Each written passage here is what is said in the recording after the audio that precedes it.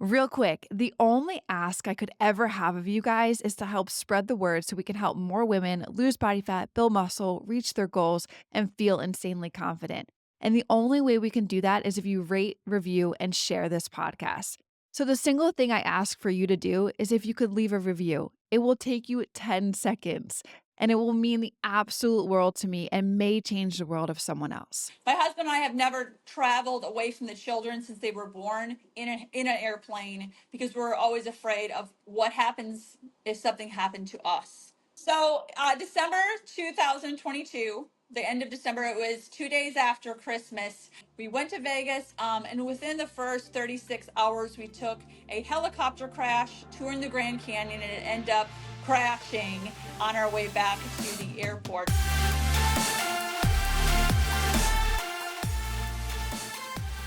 What's going on, everybody? Welcome back to the Macro Hour. Or if this is one of your first episodes, I'm really stoked that you guys are here because you're joining in on a good one.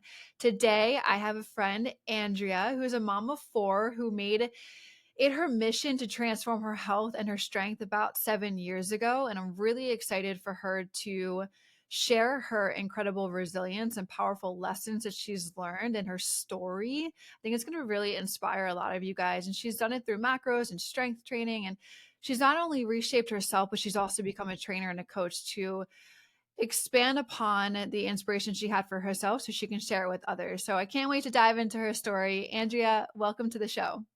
Good to be here. Good to be here. Awesome. So, Andrea, it's so inspiring to hear. Like, I've been following you on social media for a little bit and we've talked. We caught up for about like 30 minutes before this episode a couple weeks ago. And it's so inspiring to hear about your transformation over the past 7 years. Can you share a little bit about like what initially sparked your journey to not only reshape your own life, but also to help others achieve their goals? Well, about 7 years ago, I've always, number one, wanted to be thin, wanted to be healthy and lean. So I've always tried to include just diet into my lifestyle and healthy food.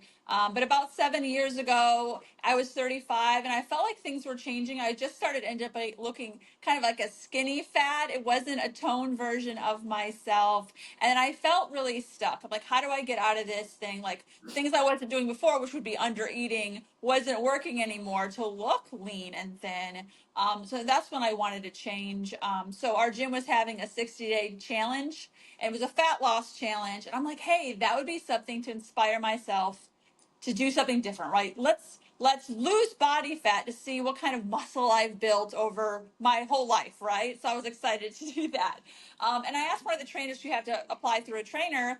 I said, hey, I want to join this challenge. And he's like, why would you want to do that? You are already thin. And I took a step back and I'm like, in my mind, I'm like, who are you to tell me what I can and can't do, what I can and can't achieve? And so on my own, I'm like, you know what? I'm going to enter the challenge. The prize was $1,000 with everything included, and so I'm going to win the challenge, and I'm going to do it for me. So right at that point, I just stayed in a calorie deficit. I joined a group class once a week, and I also they required you to do like a little your why and things like that during the challenge. So I tried yoga, I tried new classes, but mainly the nutrition was the biggest thing. So in 60 days, I lost 8 pounds of body fat, and I truly saw the muscle I had built since the age of 18, because that's kind of when I started exercising.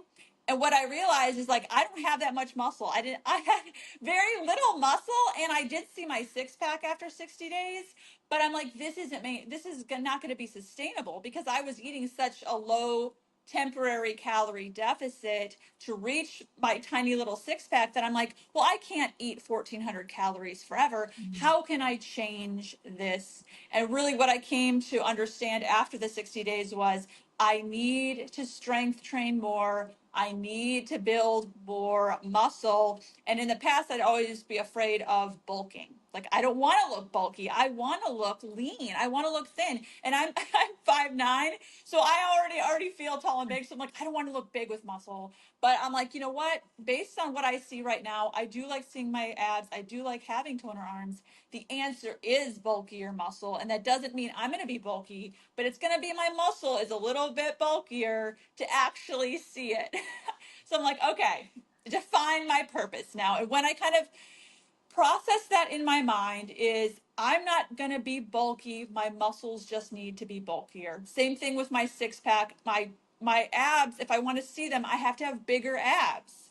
It's not, it was the fat's gone. How am I going to keep my abs visible? I need bigger abs. So once I came to peace with that, that's when really it set me off from that point on is I'm going to build the muscle. That's my whole focus was I'm going to build the muscle and then eat to sustain the muscle. And through that process of the year after the 60-day challenge, that's when I read a lot about macros, and it made sense because diets are so confusing, right? So there's so many different diets, what to choose, what to avoid. In the beginning, I was avoiding gluten and dairy and all these things. And it was really stressful because I'm like, I don't even know if I'm doing it right. But Mm. macros was so clear because it encompasses all diets. And it's just three simple things to understand. And then to me, that was an aha moment. You know what? If I just focus on my three main macronutrients, obviously eating nutritious foods, but that was the key for me, and that was, it made it so simple. And I'm like, I wish I would have started before 35. I wish I would have known the stuff I had known now before, because within, so it was the 60-day challenge, within 2 years I had achieved my goal body. I had achieved a maintainable six pack, the cut lean arms I'd always wanted, in 2 years of not in a calorie deficit anymore, of eating to sustain and build muscle that entire time. Okay, wow. First of all, have a bit to unpack there because there's so many women probably listen to this right now. And I know personally too, like at the beginning of my journey, I was skinny fat too as well. Like it was more so I had this vision in my mind of the body that I wanted to have, but all of the things that were telling me to do on social media and like the internet were like eat less, eat less, eat less, do more cardio, and that's what I was doing. And I still wasn't getting the body that I wanted. So like you, I mean, I didn't opt into a challenge, but I know there's listeners on here that have opted into challenges before, but you're one of the few percent that actually come out of it the other side, learning the methodologies that were given to you during it, getting curious about macros, diving into that world, following it through consistently. So to unpack that one a little bit, and the second thing I want to dive in on is like the bulking aspect. But like what carried you through? Like I'm trying to separate the ones that have signed up for challenges that don't carry themselves through and end up gaining all of the way back. Like what motivated you to keep going? Not only to win, you were like, I'm in it to win. I'm in it to do it for me. So like, how would you describe that mindset that you have, and how can listeners also take away from that mindset so they can sign up for the challenge? Maybe it's a new year coming up, right? And they can have the success that you had, because it's if everybody could do that, we'd all Yeah. have our bodies in 2 years, right? Yeah. To me, it was acknowledging that the things that were holding me back were fear based.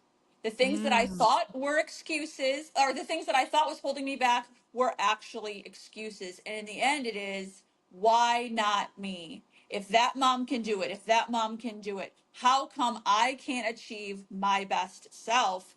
And the answer was, I don't have any excuses, and I don't have any, not even excuses, I don't have any limitations when I look at what those limitations are. Right. So to me, it Mm. was, I don't have time, right? So I looked in my area. I found a gym that would actually change the diapers, because I had four babies at the time. Change my baby's diapers. I'm like, you know what? Now I have the time. I have 1 hour that's to myself because of this gym. Okay, so even on the days my four kids decided, I would have one ride their bike, one on my little strap, two in the stroller, and I'd push them, and that was my cardio. And then for the lifting, you just do a short lifting block. So you don't need an expansive amount of time. You figure out how to incorporate your responsibilities, like your children, and then find the dead space in your day. Because I mean, we can waste ten minutes just looking at our phone. And that's 10 minutes you could be lifting weights. Amen. So to that point, to like pull that out a little bit more, I know there's moms that are listening to this. They're like, oh, moms don't have, actually a friend of mine DM'd this on my, or not DM, commented on my reel last week that was like, girl, moms just don't have the same 24 hours in a day as everybody else. obviously there's some like emotion behind that because clearly like we all have the same 24 hours. So like what would you say to a mom that like is like, we don't have the same 24 hours or like we don't have enough time? Like you kind of just said it there, but like what would you actually say to that mom? We don't, we, it, that our 24 hours is different than someone without children. At times, it was so overwhelming to have four little babies. My husband traveled full time. I have no family in the area. Mm. But in order to take care of my children better, I needed to find some sort of way to fulfill myself, to sustain myself, even if it was for 10 minutes of core or whatever. And coming out of saying, hey, I did it. Despite the obstacles, I found 10 minutes to do abs today. I felt the success an achievement of something that was just for me. And I think that was like really powerful and cool to be like, yeah, I can do it all, right? You can That kind of find the way, So the positivity of is like you see it as a challenge, like, yeah, I've got a baby and all this kind of stuff, but I'm gonna do it anyway. I mean, I'm gonna be better for myself. Oh my God. I already feel like that we're 10 minutes into this, Andrea. This is going to be such a powerful, good podcast. I can feel it already. And I Oh, hope that women are like rewinding and listening, not only to your words, but your energy behind your words. Like you, you exude so much, uh, positivity towards like your to yourself, but it's also so important to the way that you approach your day to day in terms of like showing up for yourself to say, I'm going to do the 60-day challenge, I'm going to win, I'm going to do it for me, and I'm not going to let my fear based excuses hold me back. Like that is so powerful. So I just want to like celebrate you on that, and I hope other moms are just like soaking you up right now. thank you. So to dive in a little bit deeper with the bulking aspects, I know so many women are so afraid. It's still like a thing that goes on social media of like, I don't want to get too bulky, but I want to be toned, but I don't want to look like a man, and I don't want to have huge muscles. So you were at 1,400 calories, or maybe that was an example, but you used that number while you were in the 60-day challenge. From there, from the like next year, you said that you knew that you had to get bigger muscles, you wanted bigger abs. From the 1,400 calories, what was the number that you went up to calorie wise, macro wise, to make that goal happen? So obviously I use Google. At the time I didn't have a trainer helping me. I didn't have anything. I'm like, I'm gonna look at Google. Even What's the more percent? badass. What the heck, Andrea? Like, there's people out there that will use Google and they'll give up after 2 weeks. Like, okay. So I really read about what is lean bulking, and lean bulking is only eating a tiny bit more than your maintenance calories. So I'm like, because your metabolism does slow in a calorie deficit phase, I'm like, okay, you know what? I'm kind of maintaining on this calorie deficit. I need to do this slowly. It's not going to be an overnight thing. So it wasn't a linear thing that first year. That was experiment. Like, okay, I'll just add a little bit more food. And because I had like understood macros and how macros help, and especially women over 35 with their hormones, they do better with a little bit more fats. I was Mhm. scared to death of fats before the age of 35. I never included fats. So I'm like, you know what? Let me try to add this fat to help me stay full so I don't go from 1,400 to 2,000 calories right away, because that's how you're going to gain a bunch of fat back. Muscle takes a while to grow. And Yeah. that's when I really opened my eyes to like, hey, if I just eat normal food that has actual fat in it, like a real egg instead of just an egg white, I stay full longer, and now I can sustain the calories. So that first year was an experiment thing, but what I did realize was with the macros, and I tracked my calories because I did want to learn for myself. I'm like, if I can learn the tools, I'll have this forever. So yeah, it's a little bit of headache in the beginning, but I'll know about me, and that's what I learned about myself is I do need the higher fats and just slowly adding in calories. And because I was already lean, I already dropped the fat. You listen to your hunger cues. So if you work out more and you're eating healthy food, single ingredient food, you can eat a little bit more. You don't need to be restrictive now because your body's telling you it needs the calories to grow the muscle. Oh my God. This is like, I love having guests on the podcast that speak my language because it's so powerful when like you are saying similar things that I say and the listeners can just soak it up. Be like, oh, Nikki said this before. Andrew's saying the same thing. Ah, it means something.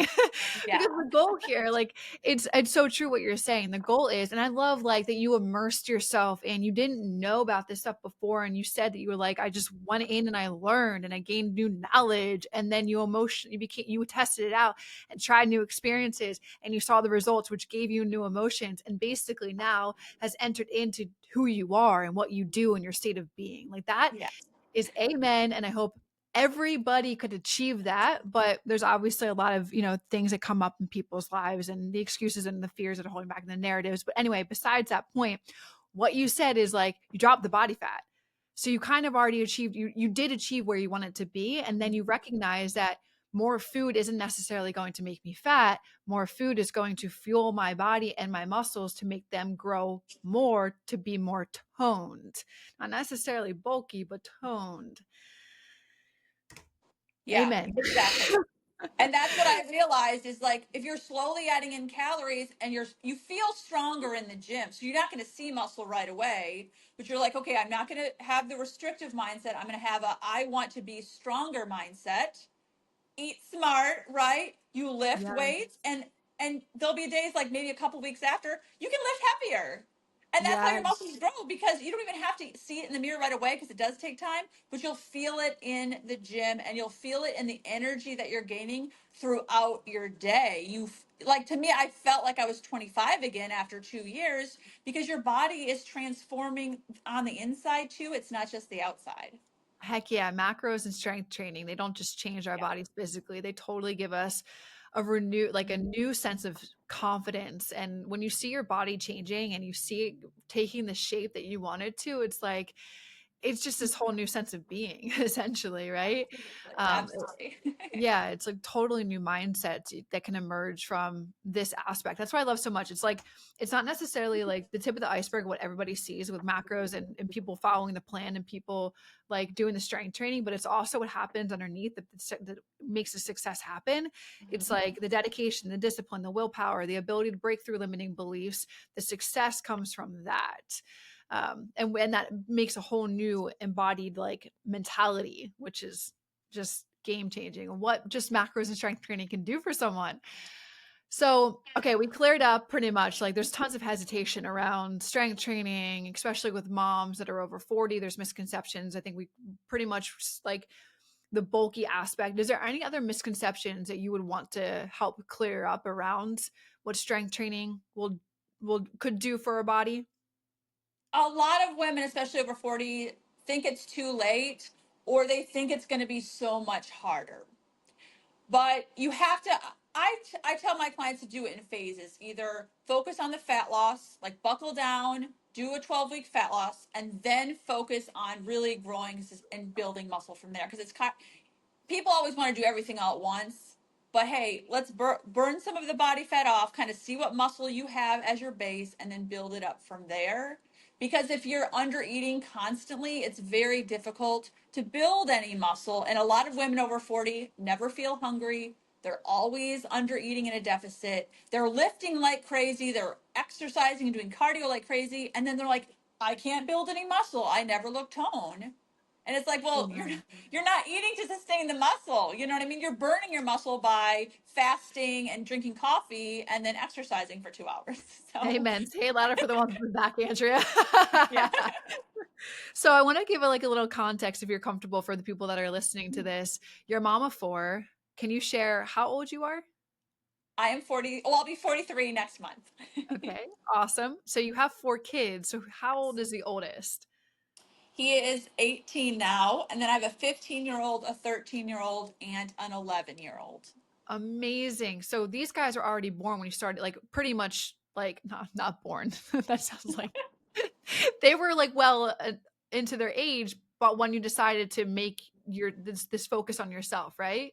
7 years Yeah, ago? the strength based challenge, like so before it was my mindset before the age of 35 was eat as little as possible Yeah. to stay thin. Yeah. So I'm from Wisconsin. I have morbidly obese relatives. My grandparents had diabetes and things like that. So to me, it was ingrained in like, I don't want to have all those health conditions. I need to stay thin. But that's very hard to your whole life eat 1,500 calories. You Yeah. know what I mean? Like an exercise. So the transformation, my daughter was 5 when I started doing the lifting, was like, hey, yay for me. I know how to undereat. How do I reverse this so I don't always have to be stressed out about food? Always, like worried at parties, like I'm going to gain weight, I'm going to gain fat. I don't want to have this mentality anymore. I want to feel strong and feel more confident in my food choices to relieve that, mental pressure you put on yourself to always be skinny. Yeah. Yeah. Wow. So freaking powerful. So, quick break. If you're finding this episode helpful so far, it would mean a lot if you could hit pause for just a second, leave a quick rating or a review, or share it with someone who could benefit from it. Your support helps more women discover these tools to build muscle, lose fat, and feel confident. Thank you so much for being a part of this journey with me. Let's dive into a challenge that happened. Can you share a little bit about what happened to you? And like, is this just, yeah, I'm gonna let you take it because it's a story. So after 2 years, so let's go back 7 years ago. In 2 years, I had kind of achieved more muscle. I kept building muscle from there, and I had achieved, and I wanted to run more at the same time. So I wanted to build muscle and I want to run. So I kind of figured out a way to not only improve my endurance but my strength level. So 2 years ago, I was at my peak physique. I could run 75-mile weeks. I ran 3 half marathons in a week. That was like my best, coolest thing. Like all the muscle I had. I'm like, I've done it. I've done it. You know Yeah, what I mean? It and was so exciting. I gotta come in there and say, guys, when you start following Andrea on Instagram, like you will see she looks freaking incredible. So like to hear all of that and to have the muscle that you have, but to run, like I'm giving you a high five to that. Thank Let's you. go. So, December 2022, the end of December, it was 2 days after Christmas. My husband and I have never traveled away from the children since they were born in an airplane because we're always afraid of what happens if something happened to us. Well, how would our kids? So they're older now. So we're like, hey, we're going to go to Vegas. We'll only go for a few days. And we'll just come back before the new year. So we went to Vegas, and within the first 36 hours, we took a helicopter crash touring the Grand Canyon, and it ended up crashing on our way back to the airport. So you're going from the top of your physique. You did it to the worst, most painful. It's going to be 2 years this like next month. So the worst, most painful kind of 2 years of my entire life, where I was in the hospital for 2 weeks, and my leg, I had a tibia plateau fracture, my spleen was ruptured, tibia break, ankle issues, back issues, things like that. My husband has permanent blindness in one eye. So you're just in this hospital, and everything stops. Everything stops, and you realize what is important is like, I'm still alive, right? That's what, so it pulls you back from whatever you thought was important before. I'm still alive. And um, so I was spent 2 weeks in the hospital there. There was complications to where I got home. I had a muscle and bone infection, had to have all the plates and screws removed, had an external fixator on for 7 months, and just got that taken off a year ago. And so through all this, it's like I had the strength and the discipline from the years of building myself up to now pull myself from the lowest part of my entire life. Like we're talking wheelchair and crawling up the stairs. I had to be non-weight bearing for 16 weeks Oh my God. during that, you know what I mean, during that time. And I didn't, my mom had to live with me. I couldn't take care of the kids anymore. I was on 12 medications. And then, Jeez. and then in my mind, so you think of the positive, right? Okay, it's my leg, right? I still have my arms. I can just lift to feel positive, right? You have such So a beautiful, like, outlook, like, when you say that. It's like, I have 2 arms and 1 leg, but I just I crashed. could Yeah, lift. I was just in a helicopter crash, like, I almost died. Like, to have that kinda outlook is so powerful. How did you Yeah. stay motivated during that time? Um, so the power was, I decided after it was 2 weeks after the crash, I decided that I would share my journey on social media because I had influencers that I looked up to in the beginning that were in crashes, but then they'd say something happened, but they would not show anything until they came back perfect and beautiful. And I'm like, you know what? I think I can do this. I think I can show the real thing and how hard this is. It was very difficult to see myself, like, because of the bone and muscle infection. I ended up having a PICC line in my arm, so I couldn't use my arms either. So Oh my seeing gosh. I lost 8 pounds of muscle very, very rapidly. It was very aggressive. Like, this is really, it was really awful. And so I would show on social media the best version of me and now the worst, what was happening to me. Not for sympathy, but this is the reality. This is what I'm facing. We're going to get through it. We're going to look at each day positive, so just kind of sharing like my story and just the day to day on my stories. I really took more an effort to like show like, hey, this is me trying to fold laundry yet crawl down the stairs during the day, and do it, because you got to keep going on. You don't have time to stop once you're a mom, and to me, sharing with others and then hearing other people's stories that have similar, traumatic experiences around the same time, you kind of now build this community of, this is the real where we're at right now, and let's get through this. So it didn't become about me anymore. It was a is am I if I'm emotionally okay, I will share what I'm experiencing today. You know, Wow. getting on there, the doctor had told me I would never run again. And so, feeling that emotion and just getting on social media on my story and just sharing how depressing and how horrible that thing is. Like, how, like, you can't even, I made a reel with it too. It's just like so overwhelming to think that this is never, you know, um, and you don't know the ending, right? I didn't know I had to have 6 surgeries at the end, right? You're thinking get the Mm. one surgery. So it's just, hey, every single day, what can I find positivity? And during that time, because it's so dire, it's not about I'm gonna move or whatever. It's just like, hey, I need to find positivity anywhere.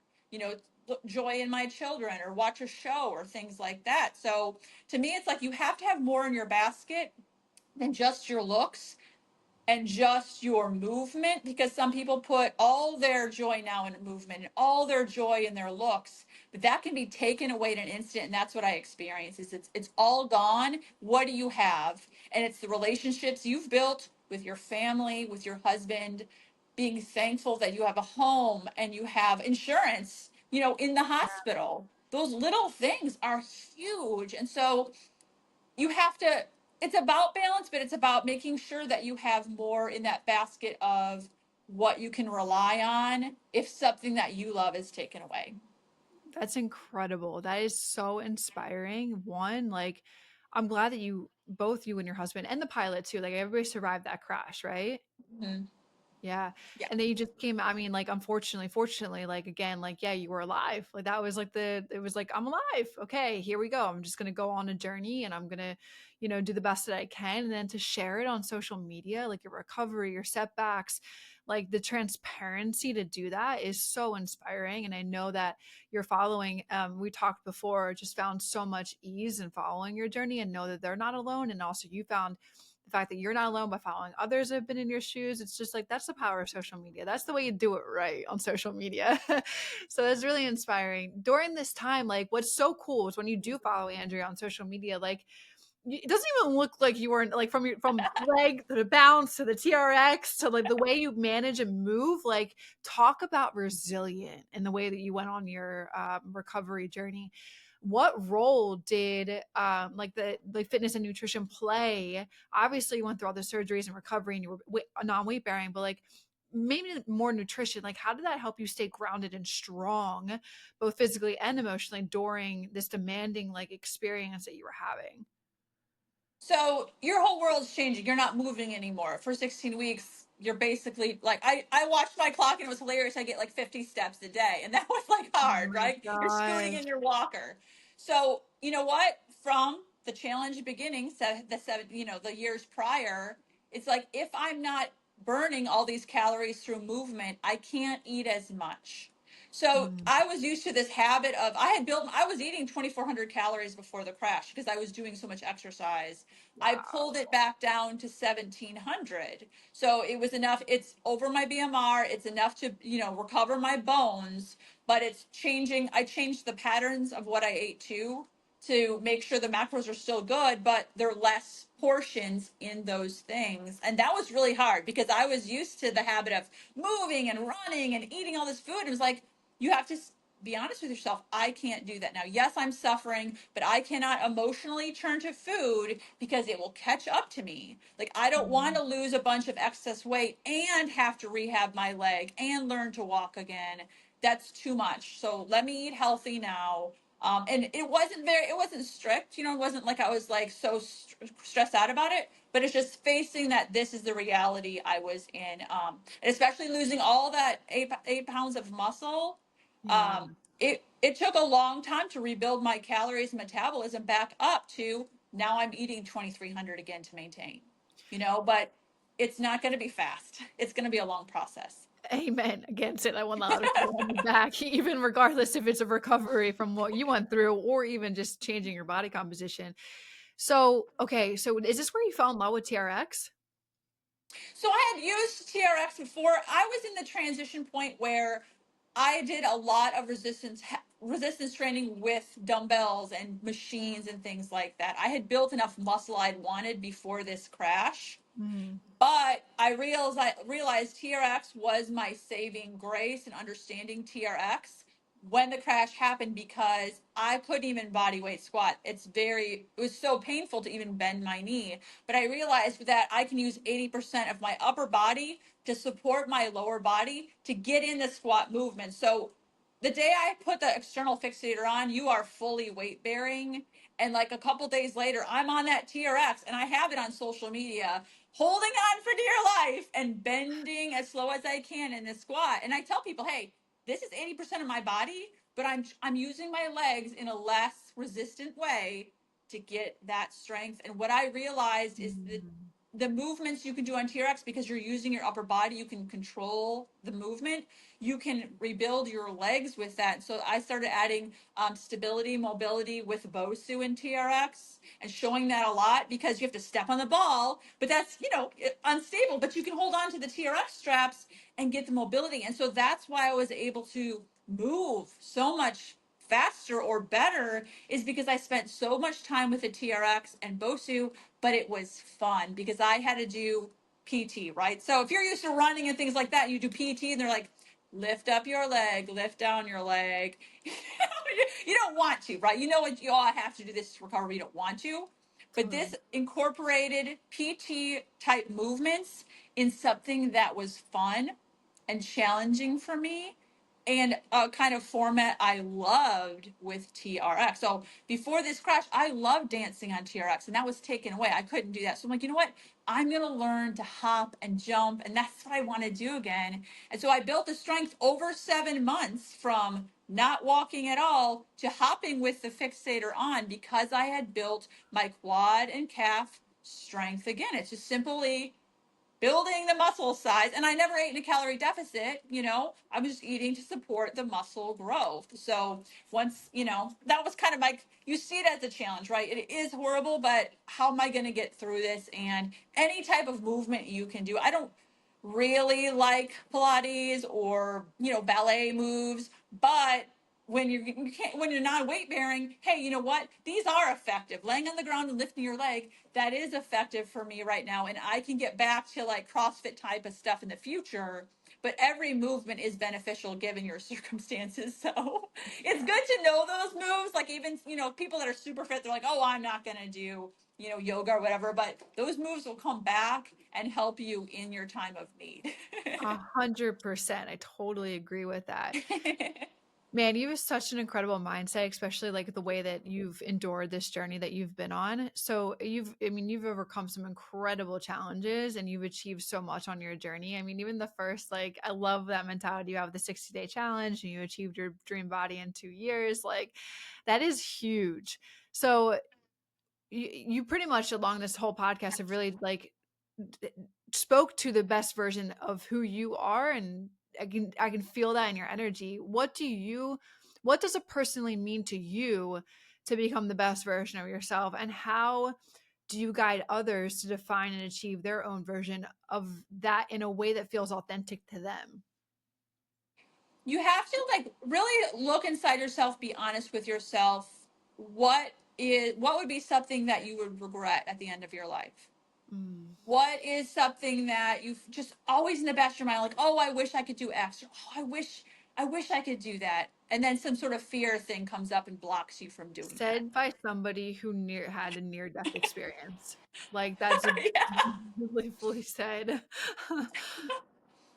Because we don't, when it comes down to it, we don't have that much time, right? If you're Mhm. in good health, if you're not injured, get the strength now, because using a walker, thank goodness for my tricep strength, because that was using a walker all everywhere all the time. I would go out with my husband because I'm like, I'm not going to stay in the house for 16 months, so I would Yes. dress up with my walker, and but that was all triceps. And you have the opportunity now to build the strength for whatever you face in the future. Do not let that chance go to waste. Don't. I mean, we don't have time, because you don't know. You only have today. That's so true. There's many women that are listening to this that don't even know where to begin or like kind of feel very paralyzed by the idea of making any type of big change or, maybe they have what you said at the beginning, some fears that are holding them back. And we are going into the new year and some people are going to be entering the gym for the first time, but some of them are so scared. Some of them don't even know where to start. So what would be some advice that you would give someone who feels stuck in this way? And how can they take that first step to making a positive change for themselves? I would say to keep it simple. Don't keep looking online for the hack or the easiest way. Keep it very simple. So if you're like, you know what, that group class looks awesome. It doesn't matter what the group class like end game is, if that's the best class in the world. Just start there and build that passion for movement and consistency for movement. I hear people all the time like dog orange theory, right? Oh, orange Mm. theory, it's not enough resistance training. You know what? Orange Theory can change your life. And in the future, if you want to do something different, you can pick a different way to train later. But just start with literally anything consistently, and you'll see the Amen. change. That mini band consistently, whatever it is, and make it very, very clear in your mind, especially with the diet aspect too. Just pick, if you learn about macros or hire a coach and just learn how simple macros are, it makes a lot of sense, because if you can plan some meals, no, you don't have to plug everything in an app. If you plan ahead of time on a Sunday, and plan some, what am I going to eat all week? No, it's way more simple than you think. And I think that's why I get so excited about talking about nutrition, is because when I saw how simple it is, I'm like, hold up. You know what I mean? I'm not going to be going online looking for the hack or tip anymore. I've learned it now, and I'm going to continue to do those same habits and routines because they work. Absolutely, totally. It can feel daunting in the beginning. I know you said that a little bit earlier. It's totally like a little bit overwhelming in terms of all the things that, in terms of like, okay, I need to track my protein, fats, and carbs, or I need to meal prep all of these meals. But like you said, the more that you actually do it, the easier it gets over time. It's like it may take you a little bit of time at the beginning, but it's well worth it to keep doing it consistently because at week 3 or week 4 or week 6 or week 8 you're going to be doing it that much faster than you were doing at the beginning.